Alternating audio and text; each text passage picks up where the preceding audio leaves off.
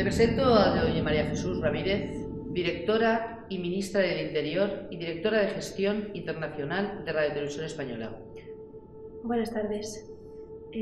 Los mandos aquí presentes me han comunicado que la única posibilidad de hablar con usted es hacerlo delante de unas cámaras de televisión. ¿Es eso correcto?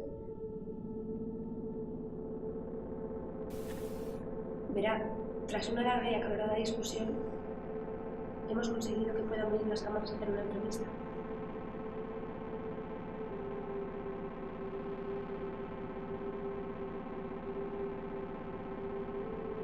Televisión, radio. Radio también. Mañana. Mañana es imposible. ¿Por qué no? Porque hay que organizarlo todo. ¿Sabe usted la burocracia que hay? Hablas con ella mañana a las 9.